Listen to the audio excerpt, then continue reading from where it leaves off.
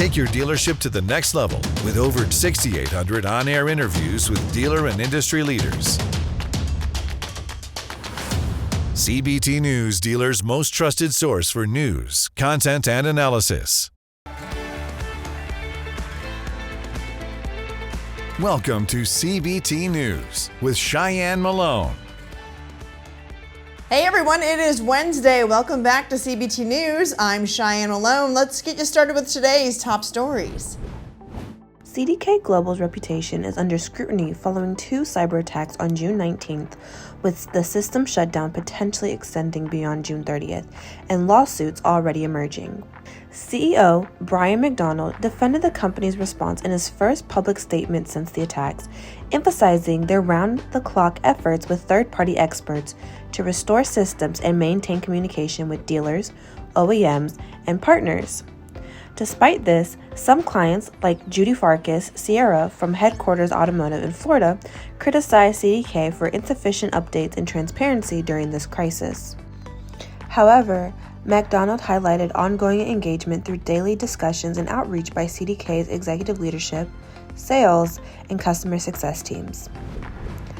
Ford is recalling 668,000 2014 F-150 pickup trucks worldwide due to an issue causing unexpected downshifts in first gear, potentially leading to loss of driver control or rear wheel lockup.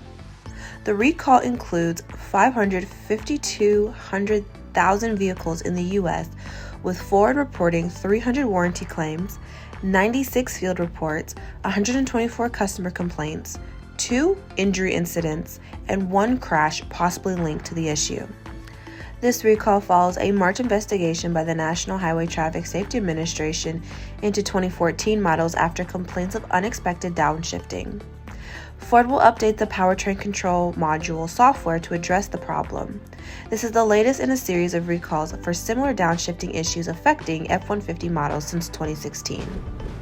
Volkswagen Group announced plans to invest up to $5 billion in electric vehicle startup Rivian, beginning with an initial $1 billion investment. The additional $4 billion expected by 2026 will support a joint venture to develop electrical architecture and software technology.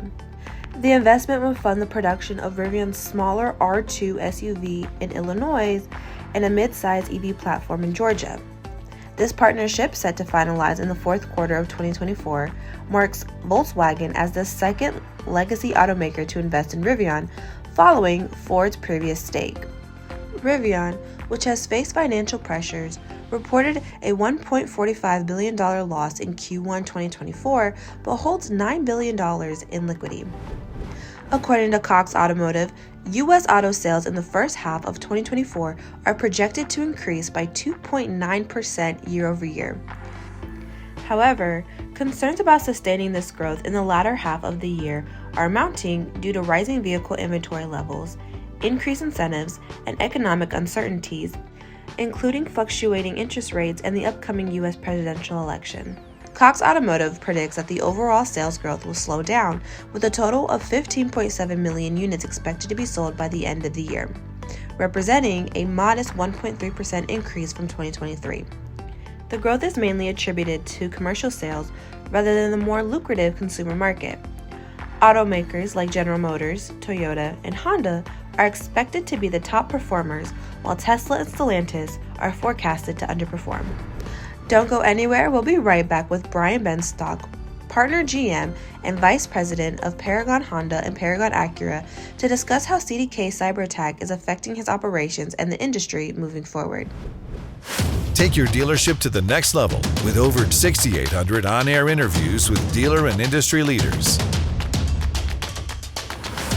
CBT News, dealers' most trusted source for news, content, and analysis. So talk to us. There's a lot to talk about here, but how are you working around this? What's the workaround at your stores?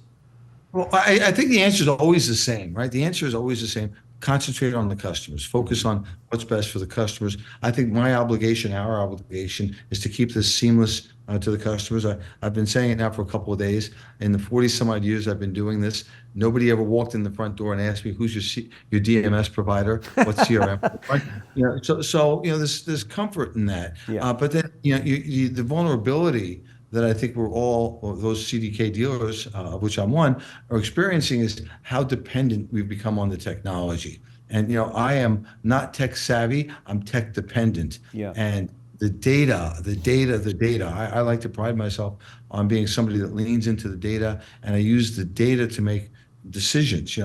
My gut's pretty good and my brain's okay, but the data really is the key. The data is what I use my brain and my gut to help understand what's going on with the data. And now not having the actionable data moment by moment, hour by hour in the stores, feeling just a bit insecure. So, that for me is one of the things I mentioned to you before we got on air. It's like being a sailor on a boat and the fog rolls in. Yeah. And that's can be really frightening for any of us that have experienced that. Even in broad daylight, you can't see the bow of the ship. Yeah. And it's somewhat like what's going on here. And like peeling an artichoke, little by little, you're realizing just how many of the processes that you take for granted are reliant on that DMS. Well, that wraps up our show for today. I'm Cheyenne Malone. Thanks so much for watching. You have a good one. CBT News, your #1 resource for auto industry news and content.